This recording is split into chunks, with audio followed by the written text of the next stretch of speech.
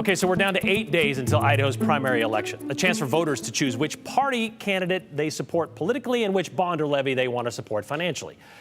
Those are primarily centered on education, bonds and levies. And despite the recent influx of cash to Idaho schools from both the legislature, whether that's surplus or otherwise, there are still several of them out there to be decided this time around. Bonds and levies, what's the difference? And what does it take to pass either one? Joe Parris has those answers. School districts across Idaho are asking voters to approve bonds and levies to help improve education and facilities in their community. Bonds and levies, they are different and even have different requirements to pass depending on the specific ask.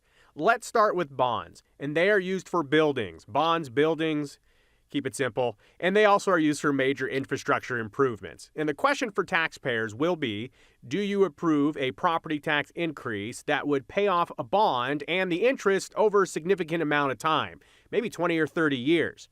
Bonds, they are a big ask, so they need a supermajority of 2/3 or 66.67%.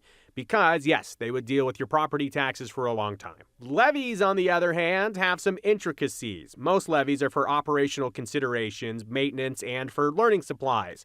Things also like staff salary needs, classroom materials, even safety improvements.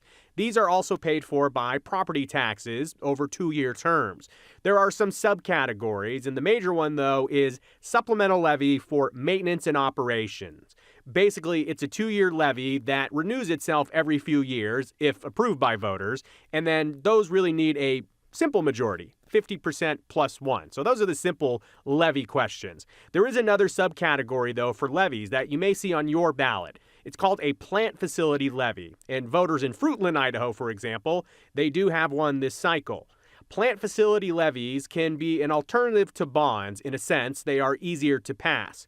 They go for 10 years, but cash flow for the projects are annual installments instead of a major upfront bond.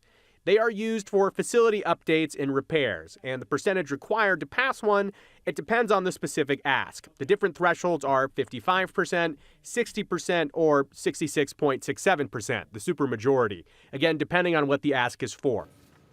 And just to hop on that real quick, the bigger the ask, the higher the percentage. Of course, The election coming up a week from tomorrow. You can check out the voter guide at KTVB.com. And school districts, like we talked about last week, they're asking for these bonds and levies because they don't get the money from the state that they do need to fulfill a budget. Yeah, the legislature has thought for decades that you know the local community should put in a little bit too. So that's what happened. All right, thanks.